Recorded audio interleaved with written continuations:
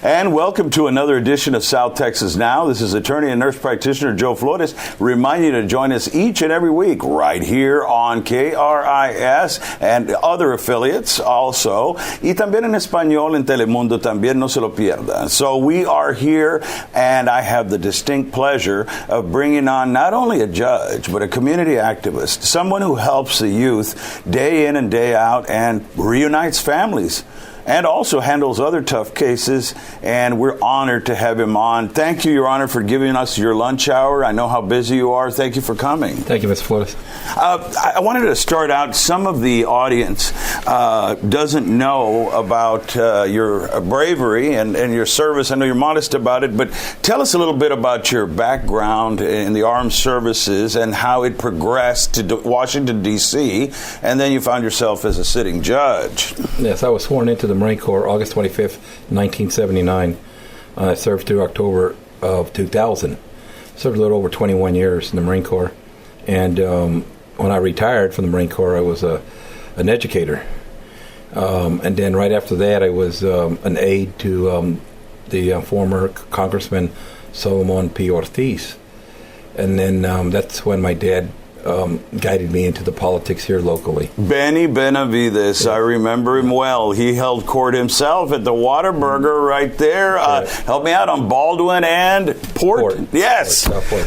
What a wise man. And this part of the show is dedicated to him and the late Honorable James Klager. What a great judge. Absolutely. Both great men. He was a great mentor to me. He was the one that really showed me exactly the issues we had here with the mental issues with our constituents, and taught me exactly how to do mental warrants and understand the code, the health code on mental warrants. Yes, Judge Klager. Yes, I think he that was one of the things, because he was a corpsman, I believe. Yes. Was help me, the Navy, United States Navy corpsman. Yes. Veteran. What a guy, and also our jury selection room, I believe, is named after him right there at the courthouse. Yes, to honor him. Tell us a little bit about a typical day as you sit on the bench. What kind of cases are you listening to, watching, and judging and dispensing justice on? Well, we're broken up in two parts. One, a justice of the peace, and second, we magistrate. So first and foremost, we do evictions, truancy, juvenile offenses. I love to marry people, so I marry people in Texas, and also magistrate. And magistrate is a big one, because we have a lot of things that are occurring here locally in our community. So my objective is try to make it safe in here. So that's what I do. I magistrate people that have committed certain offenses. And second, I really involved in helping our young talented kids, making sure they graduate from high school, or obtain a GED certificate, and then go on to higher education like Del Mar College, or Texas A&M University Corpus Christi, or Texas A&M Kingsville, Texas. So that's my objective. Let's talk about that for a minute. Even before you became a judge, isn't it true that you made Education is Our Freedom? You were one of the pillars that helped create that program. Tell people about Education is Our Freedom. Absolutely. I wrote up the mission statement on that. And I really believe that, we needed an avenue, a door opened up for the kids that graduated from GED, and spoke to a couple of people that believed in what I was talking about, and we went ahead and got all, the supportive elements in Nueces County to assist us with the funding. And behold, we had Education is Our Freedom, and we provide scholarships to GED graduates. These are kids that people even in the system, were cynical about, saying that they were going to prison. We had children with tattoos on their neck of area codes, things like that nature, that walked that stage and graduated. The success rate is over 85%, I believe, and some of them even become pharmacists, RNs. The sky's the limit. So how can people get involved in education as our freedom?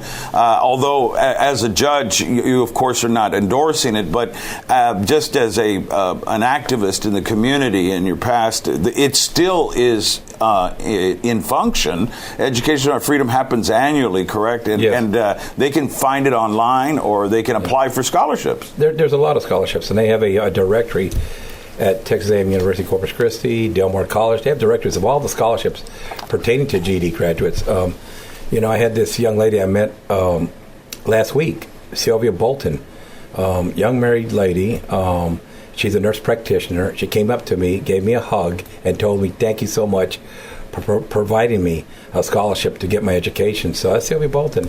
Sylvia Salazar and her sister graduated from Miller High School. They graduated from Texas A&M Corpus Christi. So there's positive things that come out of the program and the scholarships that are out there for these kids that think, well, this is the end. I got a GED certificate. No, go forward. Go and try to get your higher education, get your degrees in whatever major you want to obtain. Yes, my father did that. He got his GED. He had to quit. He was running a ranch. His father became ill, and at 14, he had to quit school. He went back in his 30s, and by 40, he was a teacher. And so I always tell people it's never too late. I myself was a second career person, as you were. Yes. Let's talk about your career and how what was Washington like in those days with Solomon Ortiz, who was the congressman at the time? Well, in Washington, D.C., it was a busy every day, every morning, head out to the to Rayburn building, to the congressman's office, and talk about, I was pretty much under the leadership of a lieutenant colonel that was out there, and all we dealt with was veteran issues. And so we would brainstorm on things that we knew for a fact that veterans were lacking here in locally Nueces County. We would bring up those issues to the congressman, and that's where the congressman would write up bills, and we would draft them up. He would sign them and try to bring them through the represent the congressional office and through the Senate. Well, I want to thank him for his service, and also Filemon Vela, who recently stepped down as a congressman after several terms. He did a great job for veterans as well. So, first of all, for those veterans out there, I want to thank you for your service and for coming back home.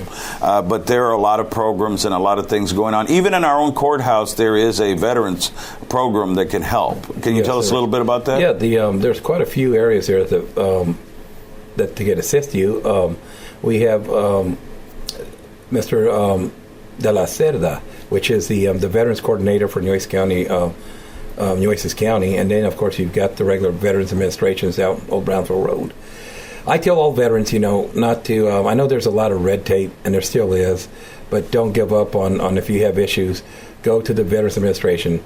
Go to your representatives. If not, come to me. I'll guide you. I know there's a lot of red tape.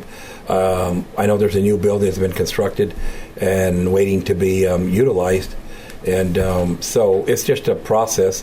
And I tell all the veterans, don't give up. Don't give up. They get pretty much burned out, because there's different processes to try to get in to see a doctor, to see a nurse, whatever it is. It's a lot of red tape. And I think that more veterans that are outspoken and bring up these issues, the more they're going to clear it. Yes, they have all sorts of programs out there and things that are available. My lovely wife helped her father finally get the help that he needed as well, and to get 100% disability. But it was a journey for sure. Yes. Yeah. So we've got a few minutes left, but I want to focus in on the children, and I mean young people. Yes. What age group comes to you with truancy issues and their parents? Walk us through that. Okay, so the age limits are all the way from 6 years old, elementary level, to high school. And what's most important is that we got to just guide them in the right direction and get these parents educated on how important education is for their kids, to have structure, to give them opportunities, or nonprofits that would guide them and help them if they have issues within the household. I believe that if we continue to do that and educate our parents, that we'll have success with our kids graduating.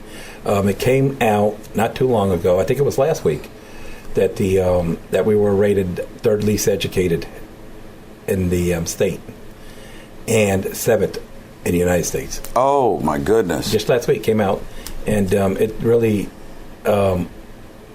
bothered me to see stuff like that, because I'm a person that's proactive on trying to get these kids graduating from high school.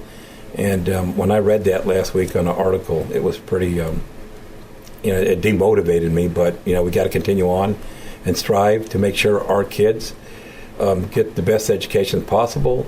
I support all the school teachers. I support all the ISDs that are under my jurisdiction. It's just the fact that we got to continue. It takes a whole village to make sure that our kids are successful in their educational quest. A lot of people just focus on the negative. For instance, parents are in fear that maybe their child, they can't control them, and a lot of factors. Once they're at school, COVID was one thing, but now things have opened back up. And then they feel like, well, they're calling me because they were late for a class. I'm constantly getting calls on this and that, and I can't control my child. I hear that from a legal perspective as a lawyer. So in the last minute before the break, what can you tell those parents to help them? Well, there's a lot of nonprofits, a lot of companies out there that are really reaching out and trying to help these parents out. And Del Mar College has a course on parental responsibilities and stuff like that. Maybe that's what they need. Parents I'm talking about the younger parents. A lot of them also, we have grandparents that are taking care of their grandkids. And so there's nonprofits out there that would reach out and assist these young parents or these grandparents. And I just say to these parents and grandparents not to give up, to ask. Call my office. We've got a lot of tools we use in our toolbox. So give us a call. Maybe we could guide them in the right direction to seek help. What's that magic number? 361-888-0201. That's 888-0201, 361-888-0201. We're going to take a brief break. When we come back, we're going to have a substitute host. I'm not fired, just temporarily, and you'll be delighted with her. We're going to be having a youth focus on things when we come back with Judge Joe Benavides, and you're watching South Texas Now.